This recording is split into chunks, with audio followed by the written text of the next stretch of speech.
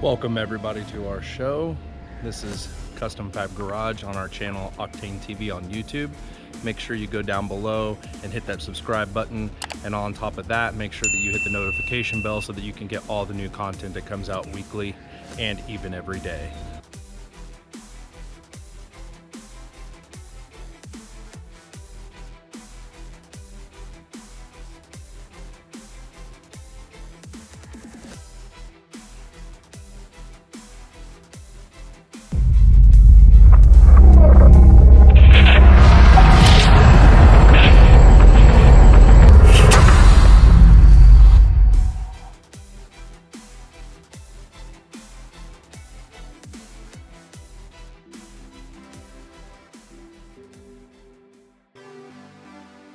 So in the C6 door panel, what we're gonna do is right down in here, there's a T30.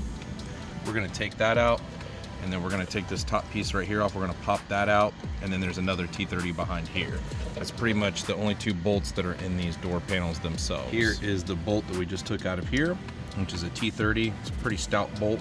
That's gonna be one of the bolts. The next one we're gonna get out right behind here. This piece, you could probably just get out with your hands. Yeah, I just got this out with my hands. It does have some like fake carbon on it and stuff like that, but you just pull this piece back, and then we will disconnect this right here with this plug, and then pull this plug off, and then down inside of here is your T30 right there. We need to take that out, and then we'll just disconnect this plug first, and then we'll take out that next T30 right down there. All right, so we unplugged this plug, and we took off the actual T30 right here, kind of dropped it, so be careful with that. And then there's the T30 that we took out of that back. If you look underneath this, there's actually some indentations, like right here, there's an indentation. It's kind of hard to see, but there's an indentation underneath here. That way you can kind of get your hand underneath it, and you can pry out. I thought there was another one over here. Maybe I'm wrong, but I'm gonna try to get underneath here and just start pulling out. You want to pull with equal pressure all the way around. This tool right here seems to be working the best. When you just wedge this up in here and kind of just pull out with it, it seems to be kind of working the best.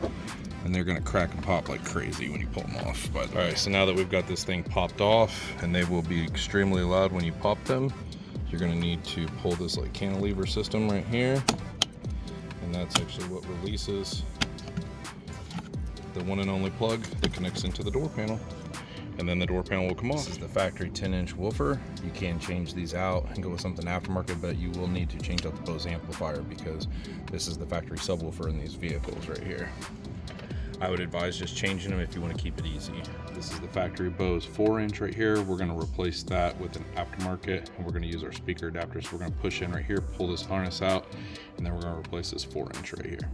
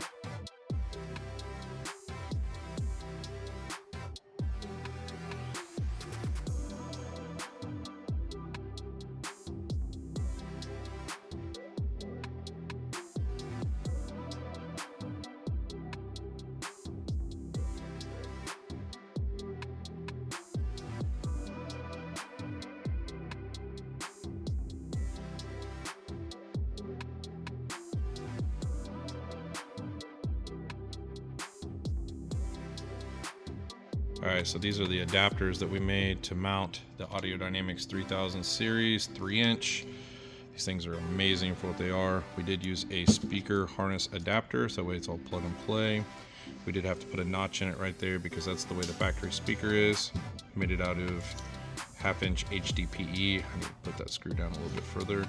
And then this bad boy will mount onto there where that one's at. I'll kind of show you with this one how it mounts on here, and then it'll plug right into the factory plug, and everything will be like plug and play.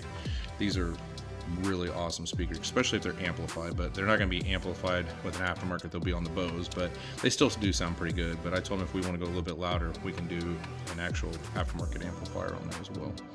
But we'll bolt these on. We'll have to use new screws because they're not long enough, and then we'll screw it onto the other panel like we did this one right here.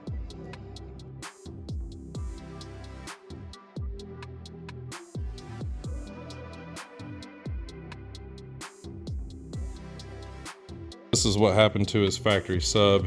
It came separated, and this thing sounded so bad in the door. It sounded like somebody had a hammer in the door and it was just vibrating. Look at that.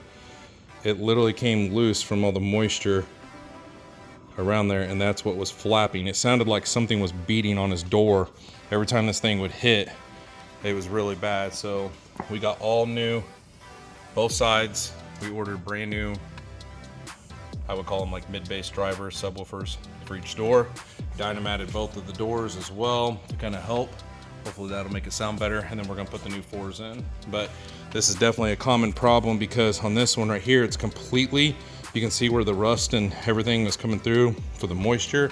But on his other one, it actually is doing the same thing, but it still works. But see where the rust is already starting to form right there, but it hasn't separated yet.